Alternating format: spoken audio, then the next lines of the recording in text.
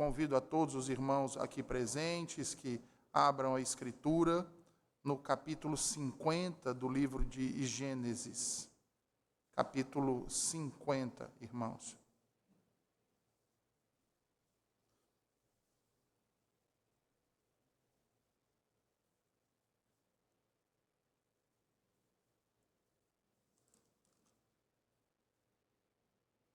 Nós vamos fazer uma leitura dos versículos 1 ao 14, mas a exposição será de todo o capítulo nessa manhã. Os demais versículos serão lidos à medida que a exposição avançar, irmãos. Então, Gênesis capítulo 50, versículo 1, diz assim o Senhor. Então José se lançou sobre o rosto de seu pai e chorou sobre ele e o beijou. E José ordenou aos seus servos, os médicos, que embalsamassem a seu pai, e os médicos embalsamaram a Israel. E cumpriram-se-lhe 40 dias, porque assim se cumprem os dias daqueles que se embalsamam. E os egípcios o choraram 70 dias. Passados, pois, os dias de seu choro, falou José à casa de Faraó, dizendo: Se agora tenho achado graça aos vossos olhos, rogo-vos que faleis aos ouvidos de Faraó, dizendo: Meu pai me fez jurar, dizendo: Eis que eu morro em meu sepulcro, que cavei para mim na terra de Canaã. Ali me sepultarás. Agora, pois, te peço que eu suba para que sepulte a meu pai, então voltarei. E Faraó disse: Sobe e sepulta a teu pai, como ele te fez jurar. E José subiu para sepultar a seu pai, e subiram com ele todos os servos de Faraó, os anciãos da sua casa, e todos os anciãos da terra do Egito, como também toda a casa de José e seus irmãos e a casa de seu pai. Somente deixaram na terra de Gósen os seus meninos, e as suas ovelhas e as suas vacas. E subiram também com ele tanto carros como gente a cavalo, e o cortejo foi grandíssimo. Chegando eles, pois, à eira de Atade, que está além do Jordão, fizeram um grande e dolorido pranto, e fez a seu pai uma grande lamentação por 7 dias. E vendo os moradores da terra, os cananeus, o luto na eira de Atade, disseram: este o pranto grande dos egípcios. Por isso chamou-se-lhe Abel-Misraim, que está além do Jordão. E fizeram-lhe os seus filhos assim como ele lhes ordenara. Pois os seus filhos o levaram à terra de Canaã, e o sepultaram na cova, no campo de Macpela, que Abraão tinha comprado com o campo, por herança de sepultura de Efron, o heteu, em frente de Manre. Depois de haver sepultado seu pai, voltou José para o Egito, ele e seus irmãos, e todos os que com ele subiram a sepultar seu pai. Amém. Oremos mais uma vez, irmãos. Senhor, eis aqui o teu povo, e eis que foi lida a tua palavra a eles. Fala, Senhor, aos nossos corações. Usa o teu ministro, e que ele seja boca tua, Senhor, para falar a tua verdade, com intrepidez, com segurança, para a edificação do teu povo.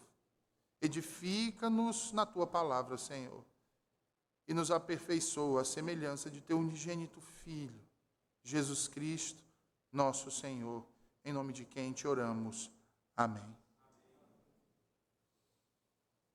Meus irmãos, há momentos na vida que o passado bate a nossa porta com força descomunal. Dívidas antigas, feridas que julgávamos haver cicatrizado, medos que achávamos ter perdido. Tudo ressurge com uma intensidade, muitas vezes, desconcertante. E é exatamente esse o cenário que se abre diante de nós neste último capítulo do livro de Gênesis. Jacó havia morrido e com ele Segundo os irmãos de José, havia também falecido ou perecido o único escudo que os protegia da vingança ou do direito de vingança de seu irmão, pelo que eles haviam feito contra ele no passado. Isso fica claro quando eles dizem: talvez José nos odeie agora. Esse foi o pensamento que tomou conta deles ao ver seu pai sendo sepultado. E descrito aqui no versículo 15. Décadas de perdão recebido, de mesa posta, de abundância compartilhada, mas ainda assim o coração desses homens, culpado, não conseguia achar descanso. João Calvino observa com precisão cirúrgica que a consciência, quando está pesada, está carregada, ela tropeça até mesmo à luz do dia. Mas, meus irmãos, Gênesis 50 não é, no fundo, a história do medo dos irmãos de José. É a história de como Deus governa o mundo, apesar do mal que os homens fazem. E como Deus transforma esse mal que é feito pelos homens em salvação. A frase que nós poderíamos colocar como estando no centro deste capítulo e que ressoa até hoje em cada coração que sofreu injustiça, é aquela que foi escrita por Moisés no versículo 20.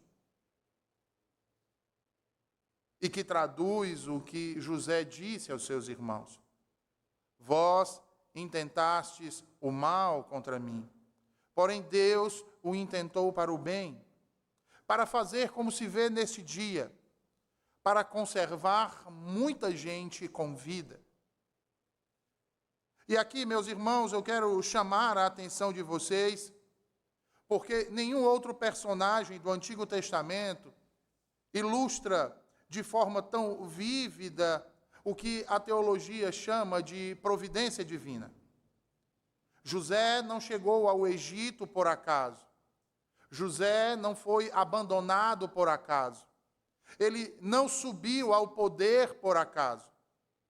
Por trás do desespero do poço, da injustiça da prisão e do esquecimento do copeiro, havia uma mão invisível tecendo um propósito que nenhum olho humano conseguia enxergar.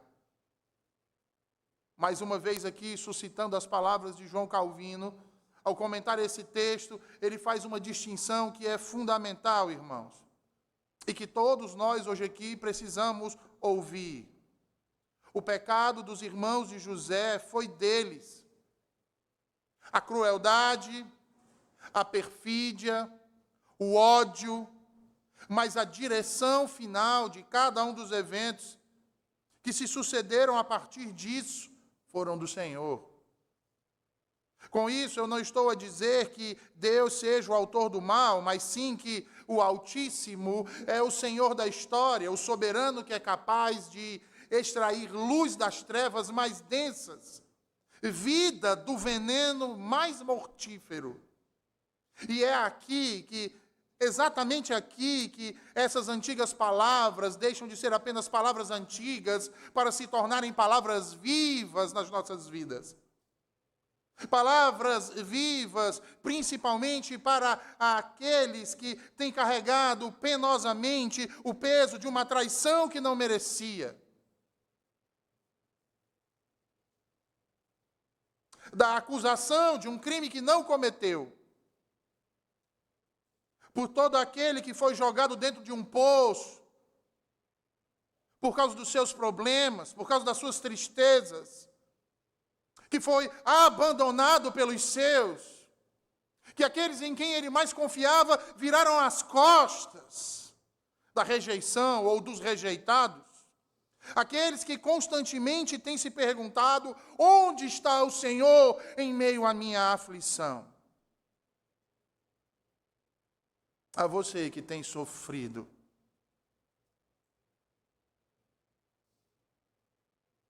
é a você que o texto de Gênesis 50 hoje responde. E responde dizendo que Deus não estava alheio ao seu sofrimento. Deus não estava alheio à injustiça. Deus não estava alheio às injúrias, à calúnia, à difamação. Deus estava tecendo, governando. E quando Deus governa, irmãos, até o mal dos homens serve ao bem de seu povo. Então hoje nós vamos percorrer 3 verdades que emergem deste capítulo final de Gênesis e que trata de luto, que trata de perdão, irmãos, e trata da providência. E ao final nós esperamos sair daqui não apenas com a história de José mais clara em nossa mente, mas com a fé de José mais firme em nosso coração. Sendo assim, eu os convido a deixarem suas Bíblias abertas, voltarem seus olhos para o texto que nós acabamos de ler há poucos instantes e acompanhar atentamente a exposição do que eu passo a fazer a partir de agora, relendo os 3 primeiros versículos que dizem assim: Então José se lançou sobre o rosto de seu pai e chorou sobre ele e o beijou. E José ordenou aos seus servos, os médicos, que embalsamassem a seu pai, e os médicos embalsamaram a Israel. E cumpriram-se-lhe 40 dias, porque assim se cumprem os dias daqueles que se embalsamam. E os egípcios o choraram 70 dias. Aqui nós temos a descrição de mais uma cena dramática desta família. Especialmente a descrição de uma das cenas mais dramáticas da vida do próprio José. É o momento da morte consumada de seu pai. A morte daquele que havia tido a própria alma unida à de seu filho. É o momento, então, de rompimento desse laço de tão terno amor. E alguns aqui hoje, irmãos, como eu, conhecem bem essa dor. E, portanto, podem se apropriar melhor da dor que está sendo narrada aqui. Porque depois de ver seu pai dar seu último suspiro de vida, a Escritura diz que José se lança sobre ele com lágrimas, e ele então se abraça ao seu corpo. Ele beija a sua face antes que o calor da vida dê espaço para a frieza da morte. E, meus irmãos, que inimigo implacável é a morte. Um inimigo diante do qual todos nós um dia estaremos. E não há, irmãos, quem tenha poder para o deter quando ele nos coloca em sua arena. Um inimigo que não se intimida com títulos, que não pode ser detido por nenhum magistrado, impedido por nenhum dos poderosos. Um inimigo que não sucumbe aos subornos e nem às súplicas dos miseráveis.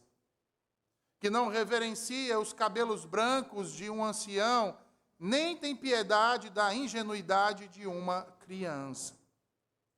Porque a morte, irmãos, como diria o puritano Thomas Menton, tira tudo de nós. Honras, riquezas, força. Tira a vida. Há apenas uma coisa, irmãos, que a morte não pode nos tirar: o amor de Deus em Cristo Jesus.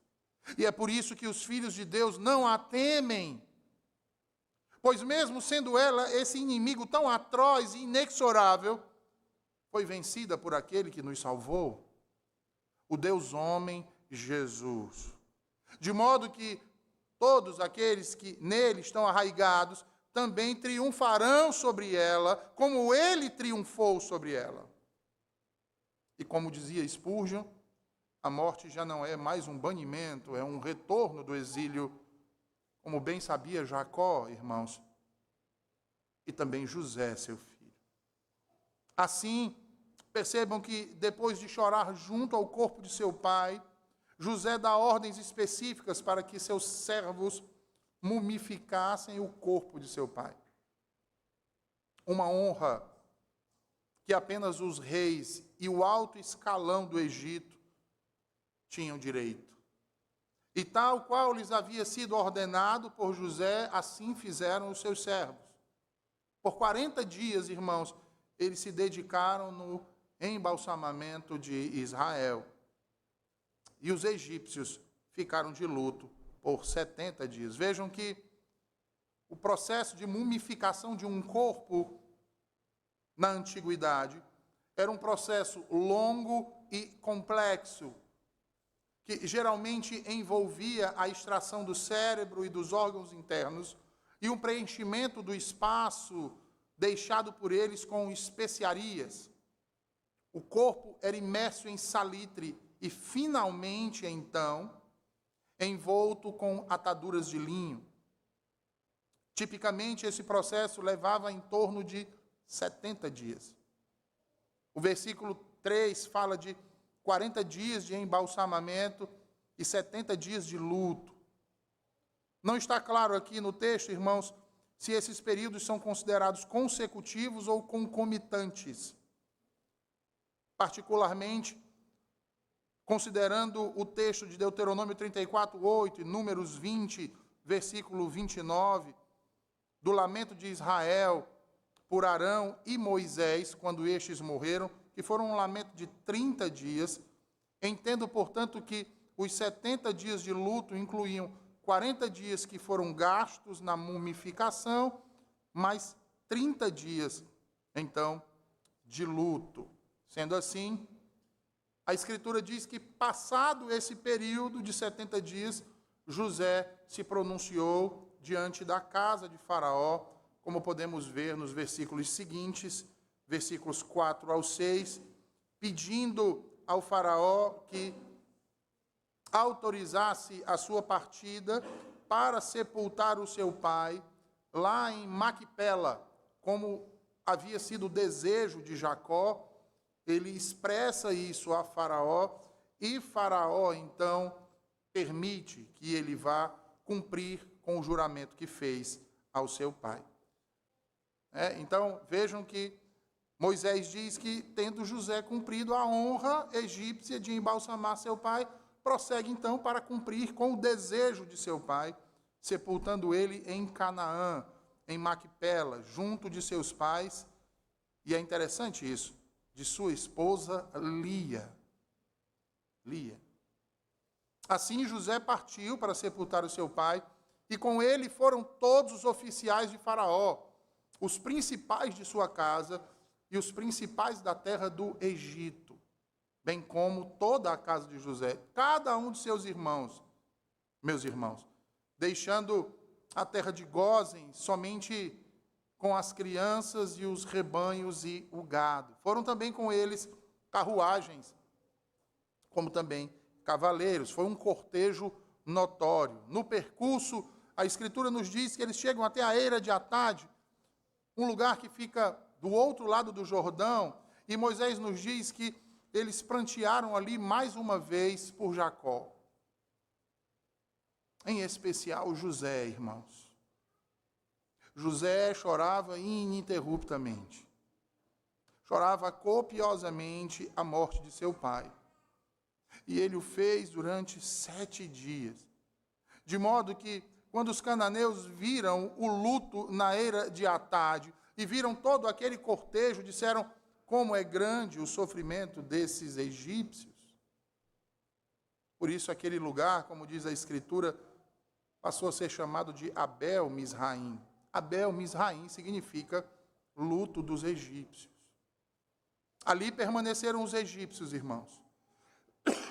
Eles não avançaram. Eles não avançaram até Maquipela.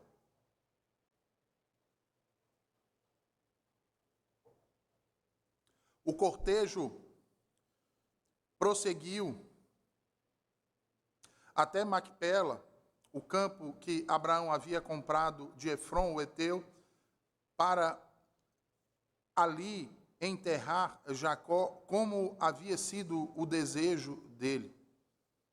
Os egípcios ficaram em Abel-Misraim, porém os filhos de José e seus irmãos entraram em Canaã e foram até Macpela para sepultar o seu pai. E depois disso, José então voltou para o Egito, como diz a Escritura. E aí então, irmãos, chegamos nos versículos 15 ao 17, que narra então o que aconteceu após Jacó ser sepultado por seus filhos. E Moisés nos diz assim, irmãos, nestes versículos: vendo então os irmãos de José que seu pai já estava morto, disseram: porventura nos odiará José, e certamente nos retribuirá todo o mal que lhe fizemos. Portanto, mandaram dizer a José: teu pai ordenou antes da sua morte, dizendo: assim direis a José: perdoa, rogo-te, a transgressão de teus irmãos e o seu pecado, porque te fizeram mal. Agora, pois, rogamos-te que perdoes a transgressão dos servos do Deus de teu pai. E José chorou quando eles lhe falavam. Prestem bem atenção nisso, irmãos. Esse é um período pós-fome em toda a terra de Canaã e em todo o Egito. A fome já havia passado a essa altura. Os 7 anos de escassez já tinham acabado, mas provavelmente as consequências econômicas em toda aquela região ainda eram perceptíveis. E, meus irmãos, vejam, uma crise como essa, nós bem sabemos que não acaba de uma hora para a outra. Crises como essa, universais ou globais, elas têm efeitos que perduram muitos anos. E nós sabemos muito bem como isso funciona, é só nos lembrarmos da pandemia que assolou o mundo há alguns anos atrás apenas, e os efeitos que ainda temos sofrido, não só aqui na nossa terra, como em todo o mundo. No entanto, a razão principal pela qual eles voltaram para o Egito é que eles entenderam que o tempo do juízo de Deus, anunciado a Abraão sobre os moradores de Canaã, ainda não haviam chegado. A medida da iniquidade dos amorreus ainda não havia sido atingida. E assim, irmãos, é dessa forma, então, que muitos são confundidos com o modo de Deus agir na história. Muitos têm tropeçado na longanimidade de Deus, achando que Deus não vai punir o mal que foi feito, que o Senhor vai ignorar as conspirações perversas dos homens contra o seu povo e do seu próprio povo contra si mesmos. E não se enganem, irmãos, Deus espera quieto, silencioso. Os pecados vão sendo cometidos, mas a medida vai enchendo, até que chega a hora do juízo. Como essa hora ainda não havia chegado, José voltou para o Egito e com ele seus irmãos. Mas eles retornam para Gósen, para o acampamento. E José prossegue para a cidade e para o palácio, para dar continuidade ao ofício de governador do Egito. Notem, irmãos, que justamente nesse retorno deles, após o sepultamento de Jacó, é que encontramos, então, a chave para entendermos toda a história de José e o fim da era dos patriarcas, o momento do perdão. Moisés diz que, depois de sepultar o seu pai, o terror da culpa volta a atormentar os irmãos de José. O medo da vingança de seu irmão voltou a assombrá-los, uma vez que Jacó não estava mais no meio deles para mediar a situação. E irmãos, por serem pérfidos e maliciosos, a primeira coisa que pensaram a retornar foi que José agora os retalharia pelo mal que eles lhe haviam feito. Vejam, irmãos, que o que eles pensam de José é exatamente o que eles fariam se estivessem na posição dele. Eles certamente procurariam se vingar dele. Certamente procurariam matar ele, como haviam feito com Amor e o príncipe Siquém. Diante do medo, afligidos pela culpa e desprovidos de poder, eles mandam então um recado a José. Eles não têm coragem de ir até José, porque estão assombrados, estão assustados, estão com medo do que José pode fazer contra eles agora, uma vez que ele é o Todo-Poderoso do Egito. E assim, covardemente, eles mandam mensageiros para sondar o humor de José, para sondar as expressões de José, para sondar o coração de José quanto a eles. E eles mandam dizer a José que Jacó havia deixado uma última palavra com eles para ser dita a José, antes de morrer. Ora, e que palavra seria essa para que ele perdoasse seus irmãos? Irmãos, a Bíblia não nos diz isso. Nós não temos nenhum texto da Escritura dizendo que Jacó chamou seus outros filhos, seus 11 filhos, e disse a eles para falar isso a José. Não há nenhum relato assim. E se a Bíblia não fala sobre isso, irmãos, certamente o próprio Jacó poderia ter dito isso a José no seu leito de morte, uma vez que ele foi ver seu pai. Logo, se Jacó não disse isso para José em seu estágio final, certamente não disse isso para os seus demais filhos. O que faz disso uma mentira. Essas palavras, na verdade, eram uma estratégia para testar José, para saber como José reagiria. Por isso, mandaram dizer isso a José por meio dos seus mensageiros. E a mensagem está descrita no versículo 17, irmãos. Perdoa, rogo-te a transgressão de teus irmãos e seu pecado, porque te fizeram mal. Perdoes a transgressão dos servos do Deus de teu pai. Observe que aqui na mensagem eles usam 3 palavras fortes e bastante significativas, irmãos, para descrever o que haviam feito contra José. Transgressão, que é um crime. Pecado e mal. O mal aqui como significando impiedade. Os mensageiros vão e Moisés nos diz que José, ao ouvir a mensagem, ele chora. José chora.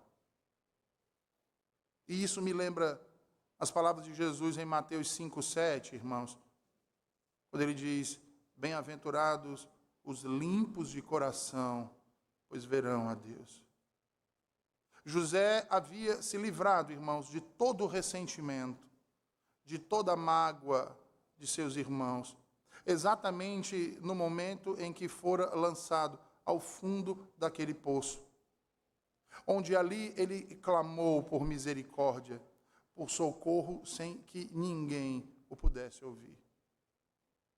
Ali, irmãos, naquele fosso, naquela cova, naquele poço, use o adjetivo que você quiser usar, Deus estava forjando o seu caráter, quebrando o seu orgulho, arrancando o seu egoísmo, destruindo todos os seus ídolos, para assim poder alçá-lo ao cume do seu santo monte. Porque às vezes, irmãos, é preciso descer, é preciso provar do pouco, para que então possa ser colocado no muito. José havia lançado a sua aflição aos pés do Senhor. Havia tirado de cima de seus ombros o peso da raiva, a corrupção do rancor, a destruição que causa a amargura. Ele não queria vingança, irmãos, pois sabia que a sua vida estava nas mãos do Senhor. E com o seu coração purificado diante de Deus, ele então conseguiu achar paz.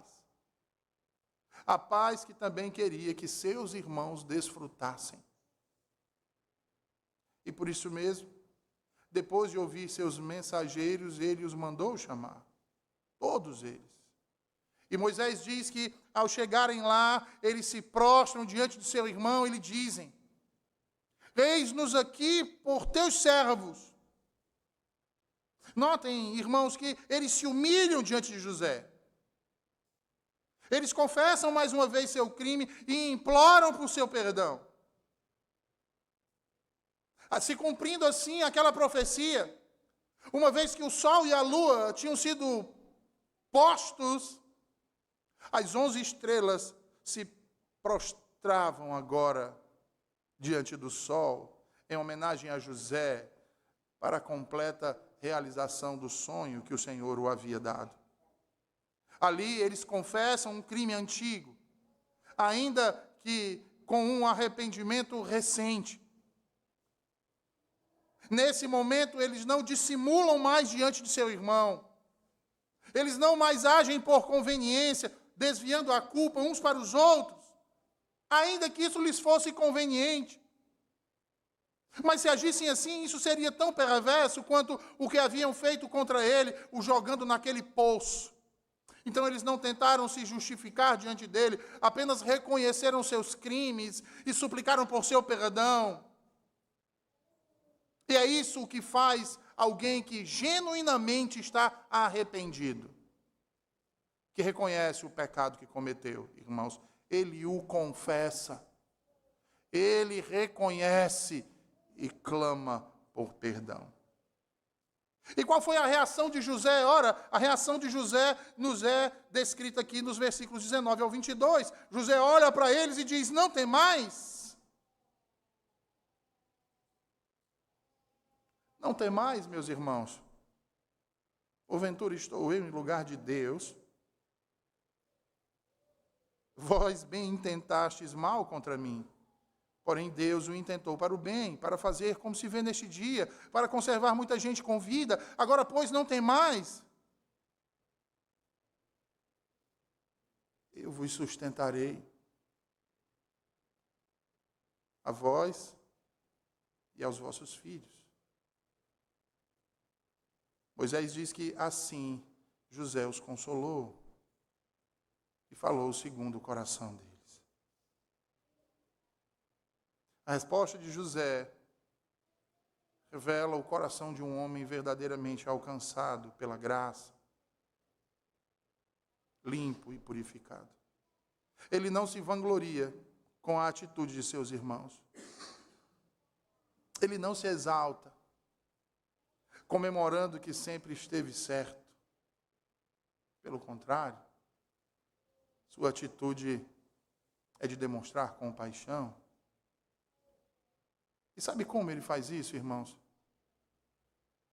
Removendo do coração deles o medo que tanto os afligia. O que é que ele diz? Não tenham medo. Vocês estão com medo de retaliação? Não tenham medo. Eu não vou retaliar vocês. Em segundo lugar, ele tira o foco dele mesmo. Ele está justificando o porquê que ele não vai retaliar eles. Sabe o que ele diz, irmãos? Acaso eu estou no lugar de Deus? Nós lemos hoje aqui no texto, Jesus falando exatamente o quê? Não julgueis, para não ser julgados. O que é que José está dizendo? José sabe que tem suas falhas, sabe que cometeu pecados, ele sabe que ele também é injusto. Mas pastor, José, sim, José. José também é pecador, como eu e como vocês. E é por isso que ele diz, eu não estou no lugar de Deus para condenar vocês, para me vingar de vocês. Então não tenham medo. Porque a vingança, irmãos, pertence ao Senhor. Não a mim. Não a nós. José diz a eles, eu sou um homem como vocês. Não me cabe ser juiz agora entre vocês e eu mesmo. Percebem o que José está fazendo aqui, irmãos? Ele está apontando para Deus, que é o justo juiz. E ele está dizendo muito mais coisas nisso aqui. Ele está apontando para a providência, ele está apontando para a soberania do Deus que tem controle do mal. Porque ele vai dizer, vocês intentaram o mal contra mim, Deus, porém, o intentou em bem. Enquanto vocês planejavam malignidade, Deus já tinha planejado o bem desde o início para a preservação da vida. Por fim, então, José lhes promete provisão. Ele diz, eu sustentarei vocês e os seus filhos. É a resposta de graça. Porque os irmãos de José mereciam isso? Certamente não, irmãos. Mas graça é um favor que nós não merecemos. Ele responde a todo o mal, a toda a perfídia, a toda insensatez, a toda malignidade de seus irmãos, a toda dissimulação de seus irmãos, a mentira, o engano, com graça e cuidado prático, consolando o coração daqueles que tanto mal lhe haviam feito. E é assim, irmãos, que devemos proceder com aqueles que nos ferem, perdoá-los e falar ao coração deles, usando as palavras de Deus. Percebam aí que o texto termina narrando a morte de José, nos versículos 22 ao 26, irmãos. E eu lembro que quando eu estava estudando esse texto para pregar, eu fiquei me perguntando, como pode esse livro terminar com a morte?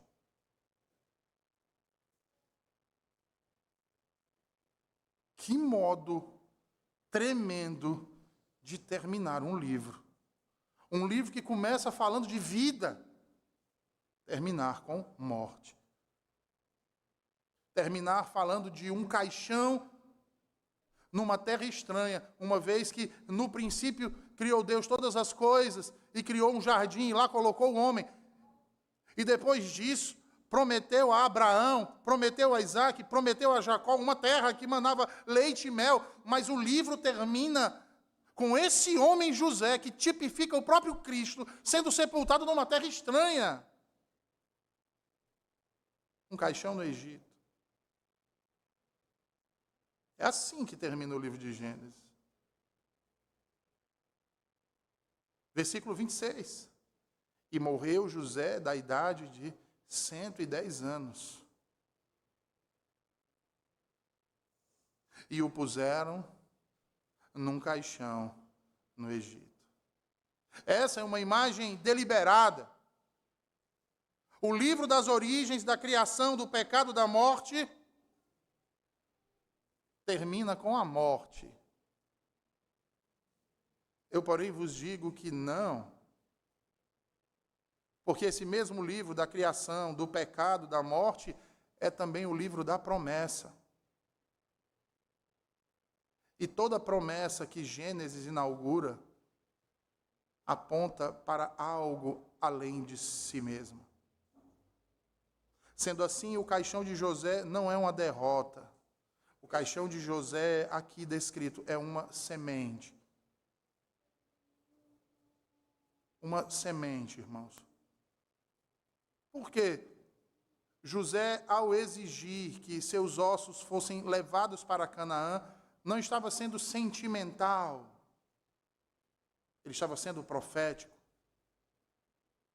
Porque aquele caixão era um selo da redenção, uma declaração visível de que a aliança de Deus não morre com os seus servos, que a promessa permanece mesmo quando os porta-vozes da promessa são silenciados pela morte.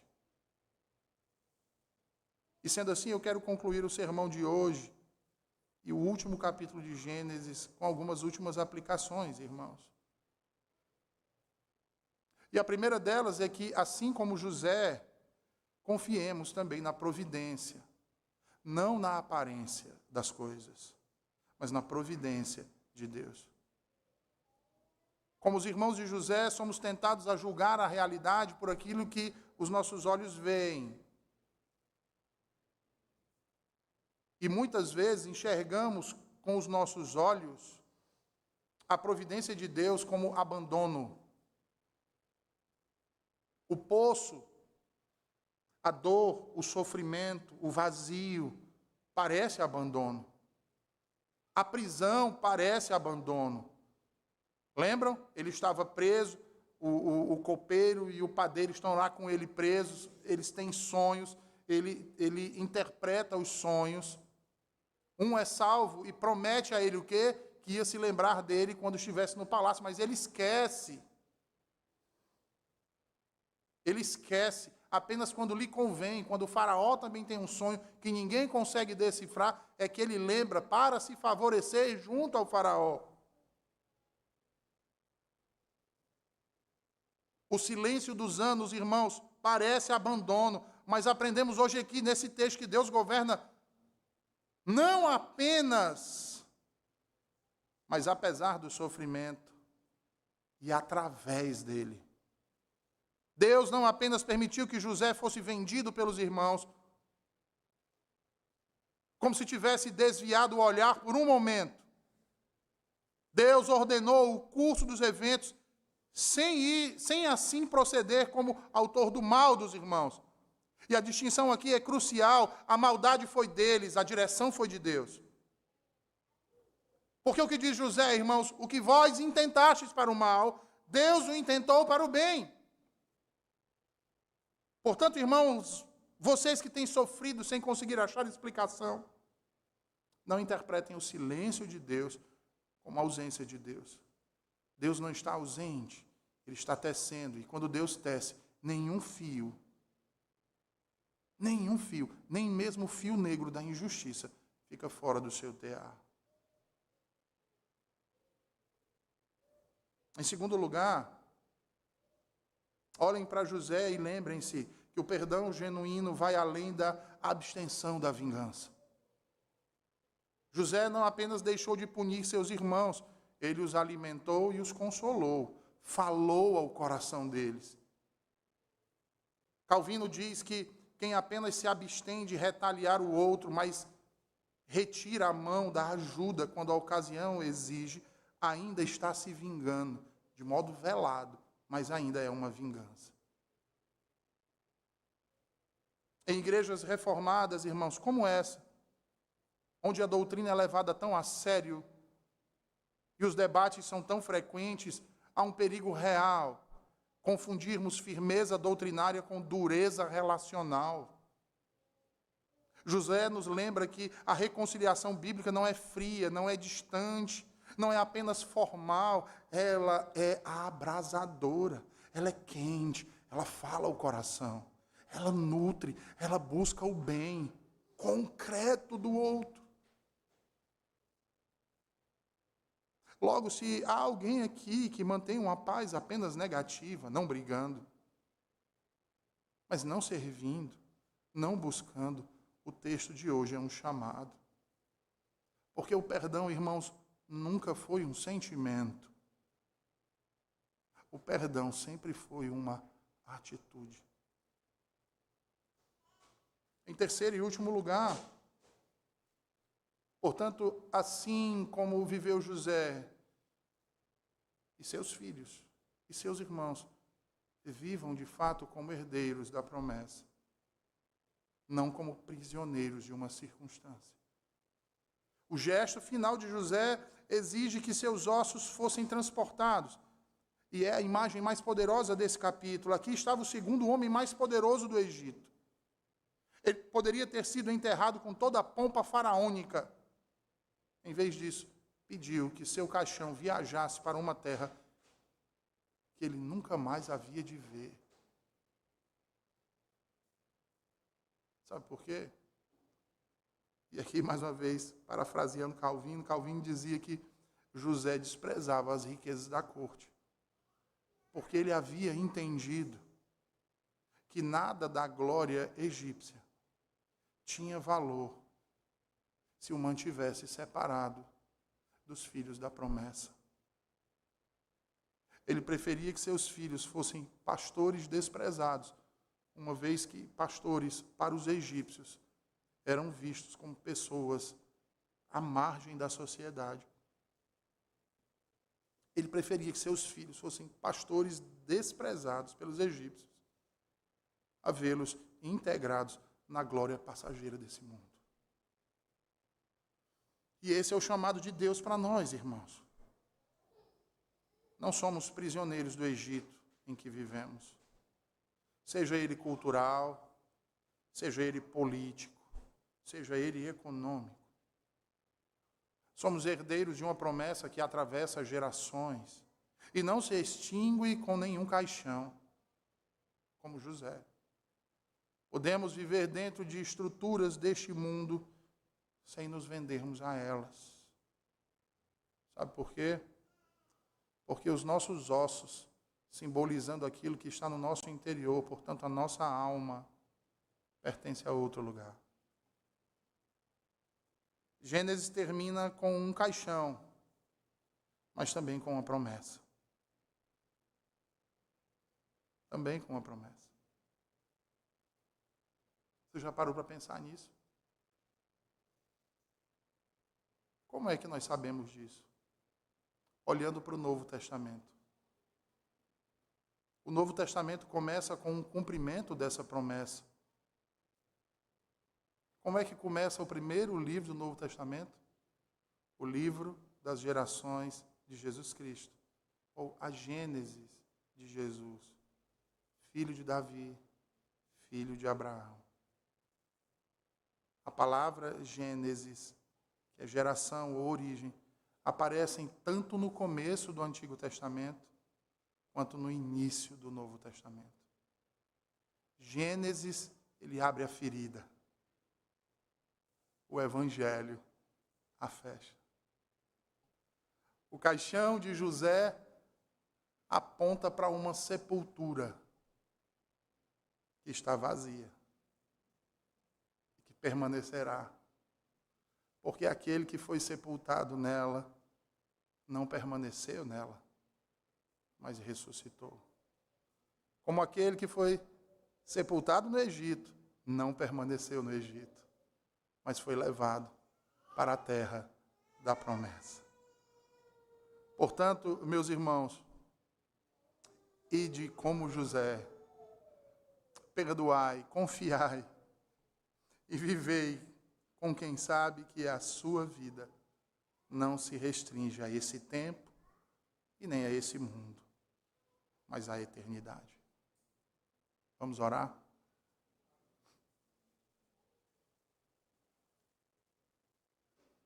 Ó Senhor, obrigado por tua palavra. Obrigado por nos ensinar mais uma vez acerca da tua providência, acerca do teu perdão. Por falar de modo tão profundo aos nossos corações, nos mostrando verdades que muitas vezes não conseguimos enxergar. Porque a dor do sofrimento, da amargura, não nos deixam enxergar, Senhor. Mas que hoje, assim como José, possamos ter os nossos olhos limpos e o nosso coração liberto de tudo aquilo que tem nos aprisionado, Senhor. Para vivermos com alegria, com a paz que transcende todo o entendimento, que só foi possível de ser alcançada por meio de Jesus Cristo, nosso Senhor bendito, nosso verdadeiro José. aquele que a morte não pôde deter, nem a sepultura pôde aprisioná-lo, mas que ressuscitou e vive e reina à tua destra, e há de vir novamente para julgar o mundo, Senhor, e nos levar para vivermos por toda a eternidade com Ele. Pois para Ele são todas as coisas, somos nós. Abençoa o teu povo, Senhor, em nome de Jesus. Amém.